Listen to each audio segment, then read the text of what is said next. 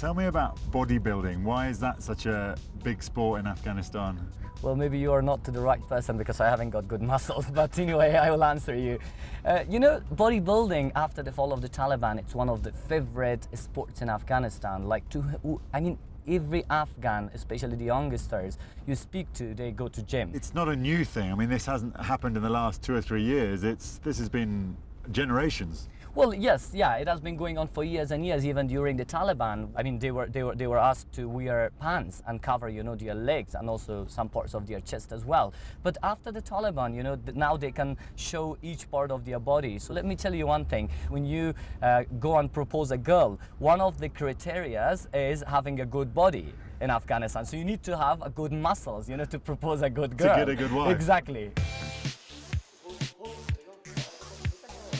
If that's true, then these guys should have no trouble getting a good wife.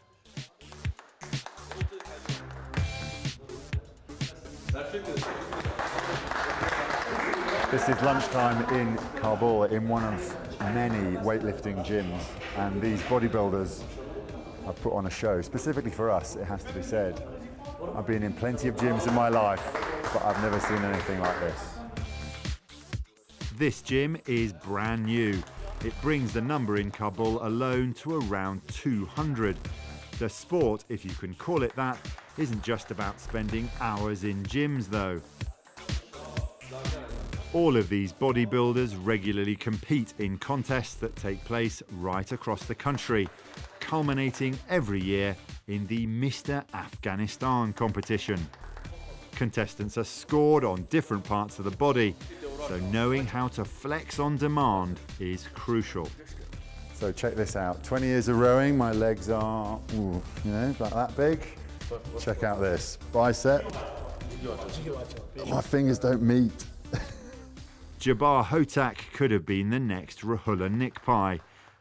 His first sport was Taekwondo.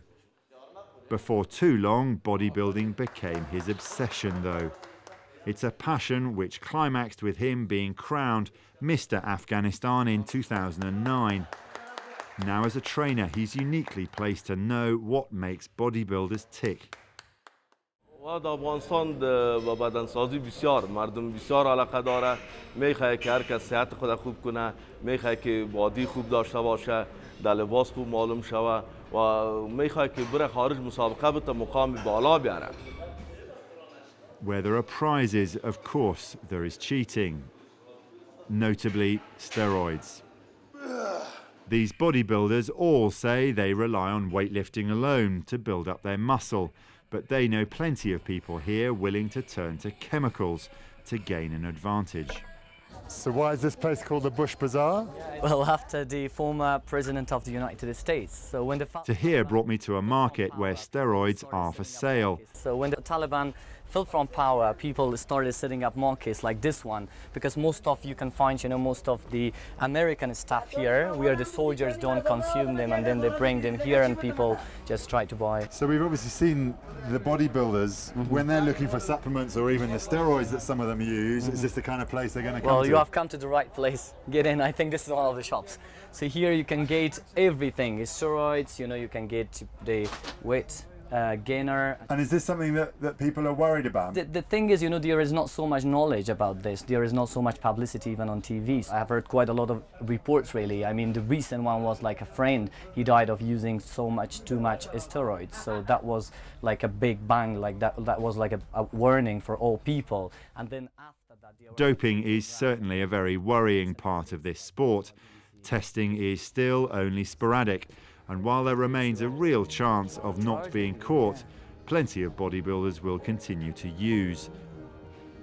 There is more freedom than ever in sport in Afghanistan, but there are many who'd argue, in the world of bodybuilding at least, freedom to participate and freedom to abuse should not be confused. You're never too far from signs of conflict in Kabul. This was the gym where we were just filming those bodybuilders, and right next door, that tall building, is where the Taliban launched an attack from a few months ago. That was onto the American embassy, which is a couple of blocks that way, and you can still see the bullet holes in the top of that building where the Americans fired back. Kabul is one of the most dangerous cities in the world, and as a result, moving around, you come across checkpoints every few hundred meters. Oh, stop check. Understandably, they don't like being filmed.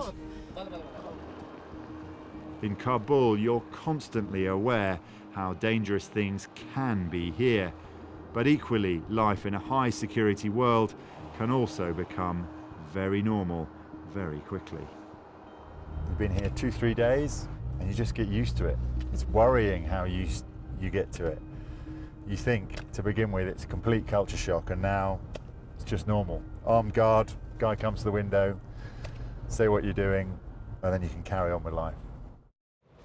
From this edition of World Olympic Dreams from Kabul and from Afghanistan, it's goodbye.